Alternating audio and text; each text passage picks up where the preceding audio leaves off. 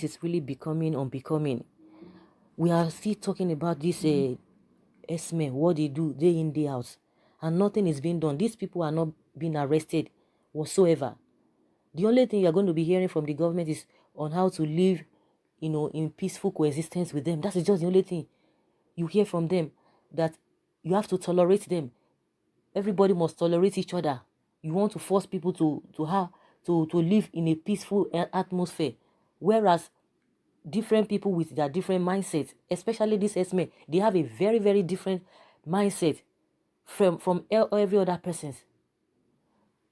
You want to live in peace with them, and yet they don't want to put themselves where it will contain them, where they really belong. And the unfortunate thing there is that they are always going to other people's community.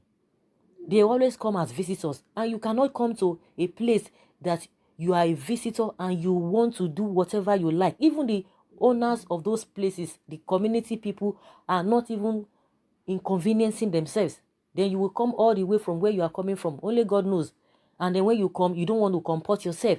And the next thing, the only thing government will be saying, oh, let them, yeah, you just have to, everybody must tolerate each other. When people are committing crime, you say they should tolerate each other. This is not clash between the farmers and the herdsmen. It is the herdsmen that are always looking for trouble, because farmers are always there. They are stationed wherever they do their business, because it is their business. They are well stationed. They don't move from places to places. It is these herdsmen who do not really have a station place. They are always going from places to places, and they said they cannot stay in a place, that they want to be moving from places to places. They always talk about what has happened before the colonial era, that they have roots. If you have roots, does it mean that you don't have, does it mean your roots passes through other people's farm, which they know quite all right? If you are in a forest or a very bushy place that is not cultivated, it's a different ballgame entirely. You cannot go to a farm, because that, if when you get to a farm, you see that a particular crop is being planted, or different crops are being planted, and you will see that they are well articulated and well put together. So they are always going from places to places to cause problems. They are the one looking for troubles. They are looking for troubles because they are not stationed in a place. Somebody cannot come to your house and you say there's clash between that person, you and that person, because it is that person that brought problem into your house. And that is just what is happening. Initially, people always say, oh, why do people say, oh, clashes between the herdsmen and farmers? It is not clashes. And I began to realize it, that this thing is not really, if you look at it holistically, if you look at the whole thing thoroughly, it is not clash. These people are always coming to look for trouble.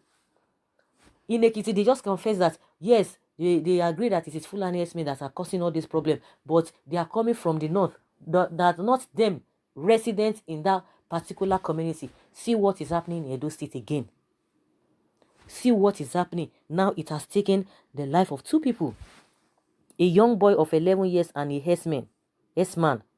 The incident took place at Sobe, Onwa West local government area of Edo State. Punch gathered that trouble started after the boy was alleged slaughtered. He met his untimely death on the process of fetch firewood, where he was trying to fetch firewood. An eyewitness said the boy's body was found on Saturday in a bush, was killed by herdsmen. Another eyewitness said the boy's relatives from the Kwale extraction, with the help of youth, attacked the herdsmen and killed one of them.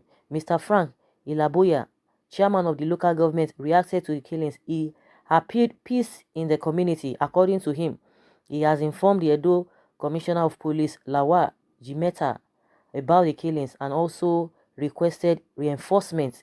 In his words, there is the need for everybody to remain peaceful and calm in the community. So what of the people? Have they been arrested? Have they been arrested? No, that is what you are going to be getting. That is just what you are going to be getting. That is just exactly what you are going to be getting. I don't know why all these people are so pussyfooty about this whole thing. Does it mean there's conspiracy even, with the southerners, the politicians or the leaders in the southern part of the country with all these Fulani people? Does it mean there's a kind of conspiracy that they are always, as if they are always afraid to take decisions? Even the police cannot even arrest them.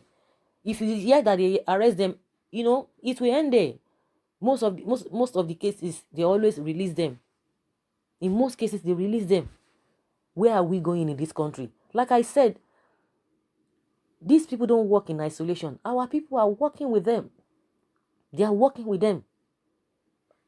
Recently, area father cried out, Charlie boy, that this is a northern agenda. It has been. These are the things that Nnamdi Kanu has been saying, you know. These are the things he has been saying, even before they started happening. These are the information he already got.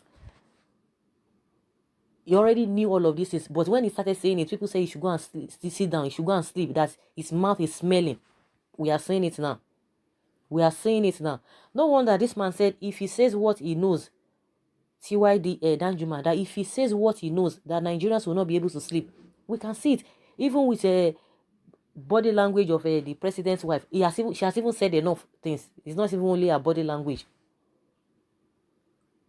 So where do we go from here?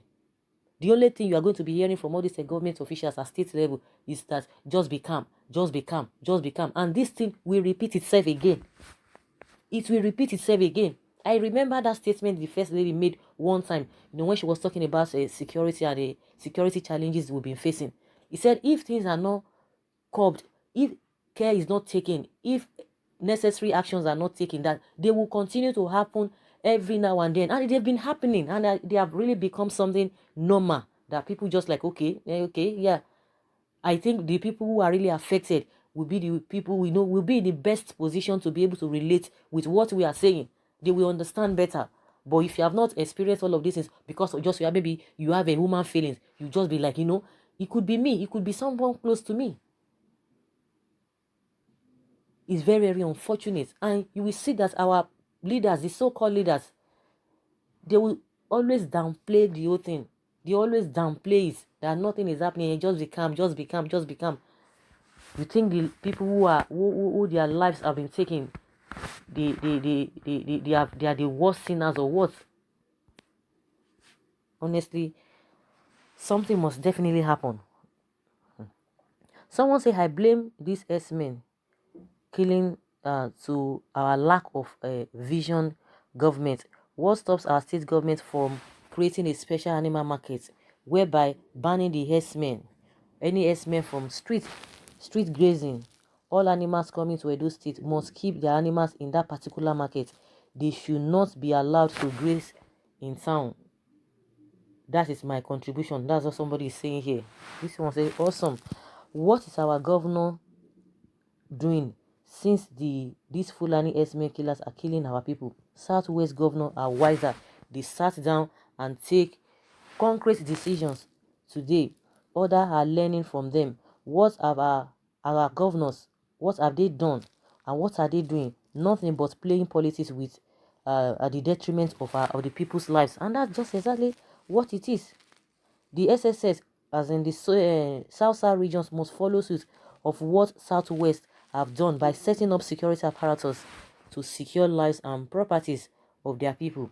The Southwest have set up the Amotekun to checkmate activities of S-men Fulani killers, and South can't be different. Edo people have lost many lives in the hands of Fulani S-men, and this can't continue. We found lasting solution to this mess. Enough is enough. We should find lasting solution, or they should find lasting solution.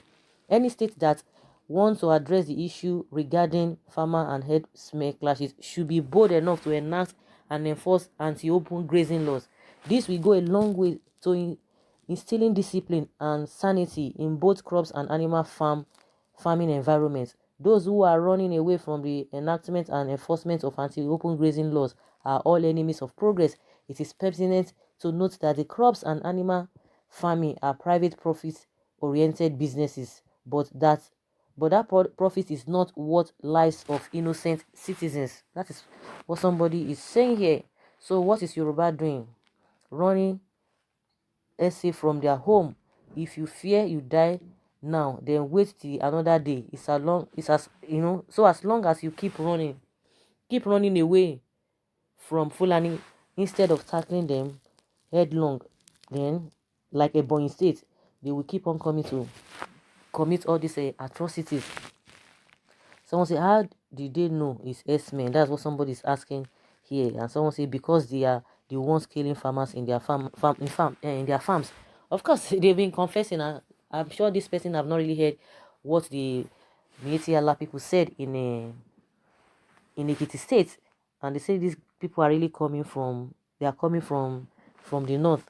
So guys, this is just the latest thing. What do you think about this whole thing? Are you of the opinion that this there should be law for all this open grazing, anti-grazing, whatever they call it, or this one that this Southwest just did, the outfit they just launched, this Amotekun, whichever way, because we can't continue like this, because these people have already said that they cannot be stationed in a place, that they have to be moving from places to places, and they are even expecting the government to provide that a place for them because of, because of Ruga thing. And that was what the federal government wanted to do in all the 36 states, but because people rejected it, and now they are saying that if there must be peace, they have to provide a place for them so that they will not be moving from places to places. Does that really make sense? So guys, leave your comments below in the comment section. Thank you.